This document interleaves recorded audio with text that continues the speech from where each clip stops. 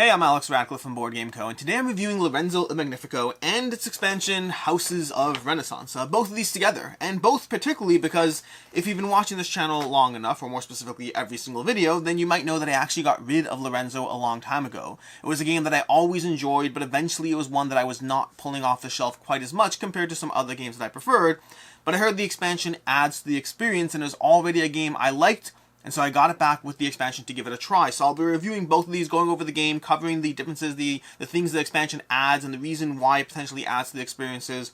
And from that, let's go ahead and start this off with what this game is.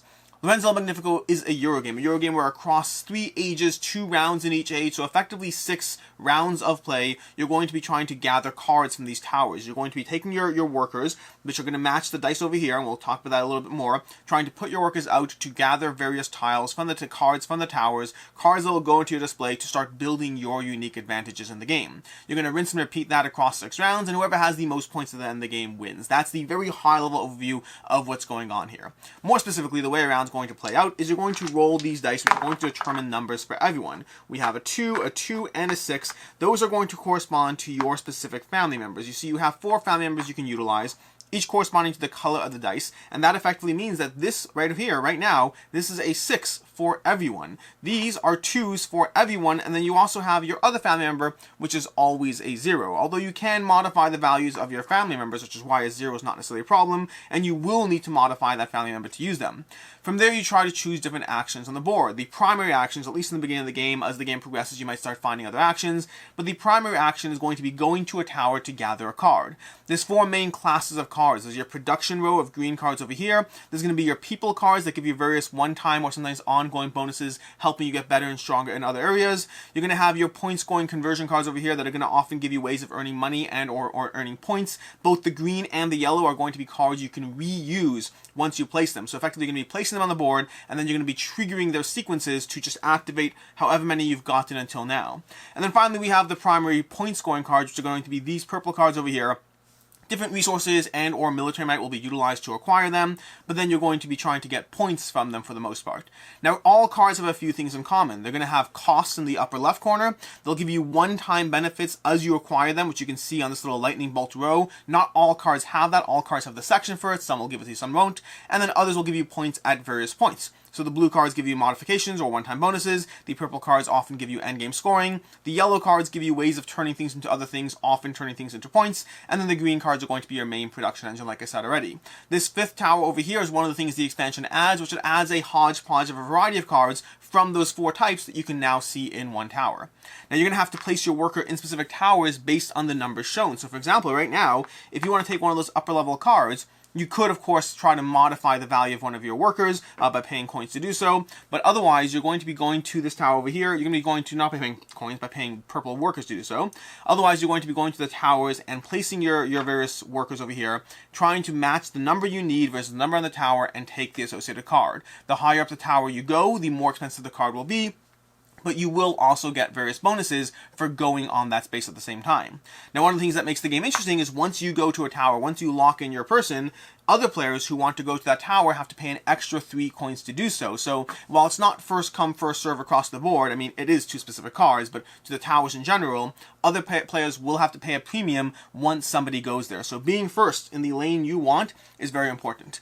Other worker placement zones you can go to, because this is effectively, it's a variation of dice placement, because the dice determine your workers, and you're placing your workers, it's a variation of such. But other places you can go is you can go to these 2 zones over here where you're going to be able to activate your yellow and green cards. You're going to be able to go to the marketplace over here where you can take a variety of different benefits, including 5 money, 5 workers, or a variety of these scroll rewards or military might and coins. And that's primarily what's going on in this game. All these things you're doing they're all designed to work together in a way that augments different things. So, for example, military might is a concept we haven't talked about yet. But your green cards are going to go into this row over here. You're going to have room for 6 green cards. The more you have, then the game will give you more points. You can see 1, 4, 10, 20 for having 3, 4, 5, or 6 green cards. But you do have to be on the military track to a certain degree. You do have to be advancing on this military track to a certain point to be able to place those in play. So if you want to take that amazing action where you can activate all 6 of your green cards, well, you have to work to get there.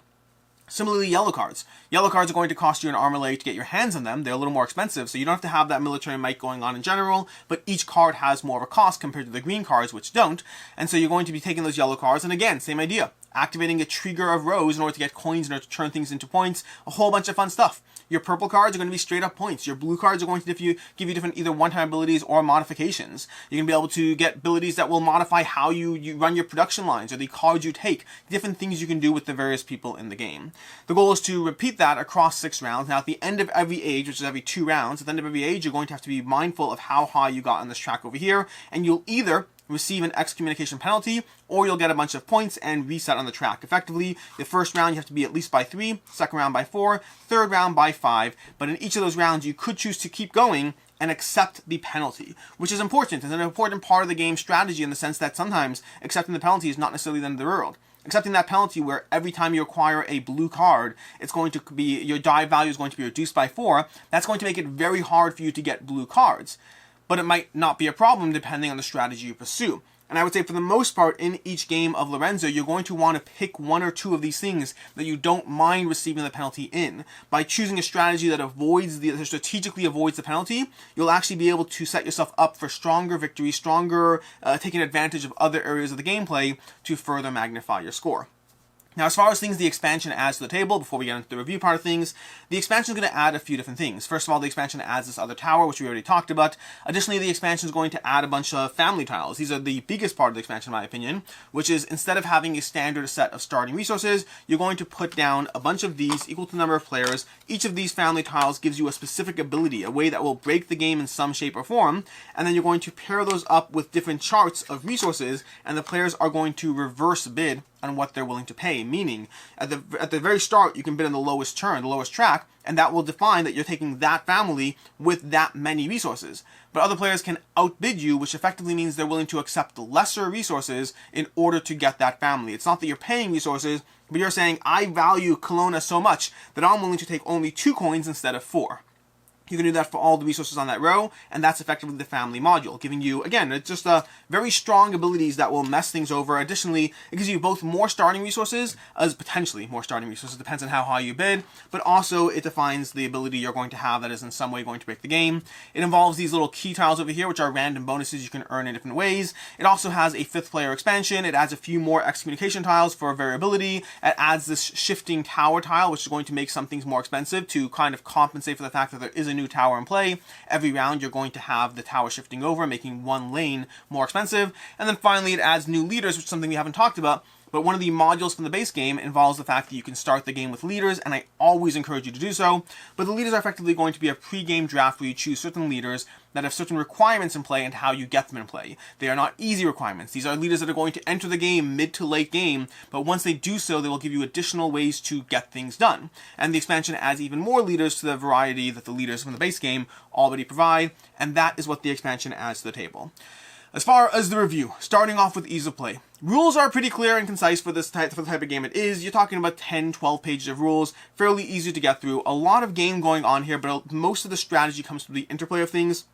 Complexity is fairly easy. It is a relatively easy game to teach. It is a relatively easy game to get people up and running. The table space is what you see over here, although each player is going to want to be mindful of the fact that you're going to have this full area here, plus cards off to the side. So the more players you have, the table space can dramatically increase just because of how many cards you're playing with, but past that, fairly reasonable.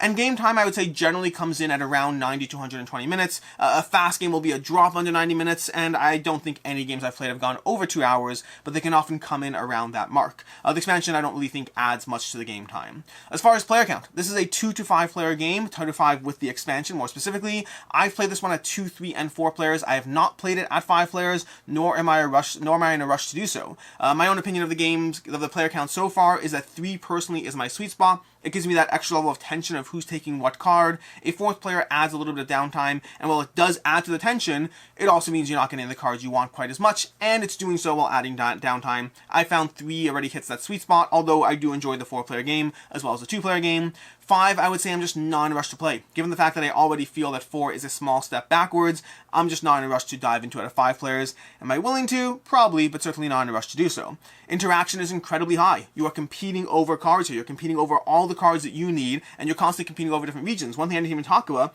is activating your card rows as a first player advantage to the first person who does this. The other players have to go to the other general spot, which penalizes their die value by 3, making it harder to activate all those cards. So there's always these trying to get there first across everything in the game. Even the marketplace over here, getting 5 coins, 5 workers, those aren't throwaway actions. There's a lot of trying to get to the first place that benefits your strategy, and so interaction in that sense is very high. As far as what I like, don't like, and can see others not liking in the game, the first thing I like is the fact that I want every single card in this game. Like, not necessarily every card, but nearly every card in this game in some way adds to my tableau. In some way improves what I can do, in some way works with other cards, and so I want everything, which adds this degree of everything is fun, and I want that card, but you'll take that card, and so now I want that card, and then she'll take that card, and then I'll try to get this card, and I'll get in the way of that card, and I'll use this card to take a bonus to take that card. Everything is fun. All the cards are fun. All the cards are giving you stuff that you can do, whether points or in-game abilities, or in some way improving the engine that you have at your disposal. And that results in just a constant feedback loop of building your tableau in a way that just makes it better, in a way that makes it more rewarding, in a way that the things interplay together, because everything in this game interplays. Everything interplays in the sense that you need resources to do that. You're going to spend those resources. You need those resources to get the lands. You need military might. You're going to spend that military to get purple. You're going to try to augment your yellow cards over there. Your yellow cards are going to need resources. You need the green cards, but the yellow cards are going to give you points. Meanwhile, the blue cards, all those leaders over there, they're going to give you different ways to improve your other things. Everything in this game is giving you something, and everything's working together with other things, such that it's always fun to take your turn. It's always fun to get what you want on your turn. Cards give you stuff. Cards make you more powerful. Cards give you points. Cards are the core engine of what Lorenzo is bringing to the table, and it just does so well. They're all fun, they're all rewarding, they're going to escalate across the 3 rounds of play in terms of the things they do, in terms of the options on the table, but they're all just a fun part of diving into this game and trying to build out your unique tableau. I very much enjoy the leaders. The leaders are a huge part of the game for me, to the point that after adding the leaders, I don't think I've ever played this game without the leaders from the first time I added these. The game technically has them as a module. I highly recommend adding them from game 1. They're not that complicated. You're going to draft them, they're going to have specific requirements that you have in order to play them, and once you play them, you get some sort of extra benefit. It might be a worker placement spot, it might be a once per round ability, it might be a modification, something else you can do, but they're all fun. You're going to have 4 leaders, and you can take those 4 leaders and use them to improve your strategy. It's just another way of getting more things done. If you're like me, and you always like your Eurogames to let you do more, the leaders very much let you do more. It provides you that pre-game draft, it gives you an additional bit of incentive in terms of which pathways to go down. You're like, oh, well, I need to get some green cards, so I'm going to start doing that. Although you do have to be mindful of the fact that the leaders do take time to get. You're not going to be playing your leaders in the first round, or at least for the most part you won't. Maybe you'll get to slip one in, but for the most part your leaders are going to take time to develop, but they add to your strategy and they add to your tableau. And resources in this game are tight without being too tight. I'm someone who likes my Eurogames to let me do things. I like what Eurogames offer. I like the strategy. I like the mindfulness of all these different pathways to victory, but I also don't love it when a Eurogame really forces you to just never ever have the stuff you want. And Lorenzo, to me, perfectly balances that line. The engine is tight. You have to plan well. You have to try to choose how you're going to spend things. You have to think 2-3 placements in advance. You have to be mindful of the other players cutting you off. But it also isn't so tight that you feel constantly punished as you play. I always feel like there's a pathway to get not necessarily everything I want, but enough of what I want that I feel rewarded by the game. And so I like that it balances that line. And then the expansion. The expansion, my favorite thing from the expansion is going to be, first of all, this additional tower. I like the fact that there's suddenly a new way to get various color cards. So there's a new pathway and something else to consider as you're placing things down. Like, well, I want to get the purple card from this tower, but the blue card from that tower is going to be helpful, but I can also get these 2 blues without having to worry about paying any penalties, and so it gives you an additional thing to consider. But then to me, the meat of the expansion are all these tiles over here. These family tiles, they give you just game-breaking abilities, but they're game-breaking in the sense that they're all game-breaking, and so everyone starts with a unique asymmetric ability, but they bid for it, so it's not random, and then that bid results in the fact that often, and this is going to depend on your game group, but we're not so competitive that we're bidding all the way to the top. We're usually bidding 2 or 3 spots up, which means we're getting a bunch of extra resources compared to the base game, so we're starting a leg up, we're getting powerful abilities, you combine it with the leaders, and you get more stuff over there, and the net result is just you have an engine that is tough, that is competitive, that is hard to play through, but also gives you the freedom to do what you want, just while playing tactfully and trying to get more than the other players are getting in their engines. As far as things I don't like, first of all, the engine consistently starts a turn later than I want it to. I talked about how I like getting things done, and Lorenzo lets you do that, but I often find that my engine seems to really start flowing in turn 4 out of turn 5 out of a 6-round game. So I got my engine up and running. Rounds 1, 2, and 3, 4 are primarily building things, and round 5 and 6 are where I really start to feel powerfully cashing in on the engine. I kind of wish that it would start a turn earlier. That might just take more time for me to get better at the game, or maybe it's just the nature of the game. I still like what it's doing, and I still don't find it too restrictive, but I kind of wish things started a drop earlier. I wish those leaders had a drop less in terms of the restrictions in the way of getting them played, and those leaders would potentially let you get stuff done, because tying into your turn starting later, the leaders come out a lot later than I'd like to. You have this initial pregame draft, you choose your strategy, you aggressively charge forward, and then half those leaders, not necessarily half, one or two of the leaders you may or may not play, depending how the game goes, but even the ones you do play will come out mid to late game. I wish those came out a drop earlier, which would trigger your engine starting a bit earlier. Overall, I like what it's doing, but it does start a drop later. And the second thing I don't like is going to be the bad dice rolls. Now, planning for bad dice rolls is part of the game, don't get me wrong. If you aggressively try to pursue a strategy that requires these to all roll high, well, that's on you. Whether they do or don't, if you end up with a 2, you have to be prepared to deal with a bad die roll. That's just statistics. But past that, sometimes you do have a roll where you get 1, 1, and 2, and that does happen in this game. And that just punishes everyone. Everyone gets less done that turn. Everyone has to get just less fun things that round in a 6-round game. And so I don't love when all the dice are poor, and it's indicative of the fact that whenever that happens, we all kind of look at each other and we're like, we can re-roll, can't we? And we don't, by the way, we don't re-roll it. But we all feel together in this competitive game that we want the dice to be higher on average. Again, you have to be planning for some bad dice rolls, but having them all bad is just a turn where everyone doesn't get as much stuff done. So it's not about the luck differential between people, rather it's just a game where in a 6-round game, you have a round that feels like you get half as much done as you are potentially planning on getting done. As far as I can see others not liking, first of all, this game can be punishing on mistakes. I talked about the fact that there are enough resources to go around, and I believe there are, and I believe this game gives you the freedom to pursue different strategies and pathways and try to plan around things. But if you make a mathematical mistake about how you're going to use this to do that, and you're going to use that to get this, and you play it out incorrectly, or you sequence it incorrectly, you can find yourself on your turn without having anything good to do because you simply screwed up on the numbers. So it can be punishing for mistakes. For ourselves, we're fairly lax in the game in terms of if a new player is playing the game and they make a mistake, we're fairly free. We're like, okay, take back a turn or two, figure it out, because we want them to have a good experience. And so we let them take back their mistakes so they don't end up with a completely dead turn that they weren't planning for. But I would say you do have to be mindful of the fact that the game can be punishing if you don't plan things out correctly, if you make some mistakes with what you're doing.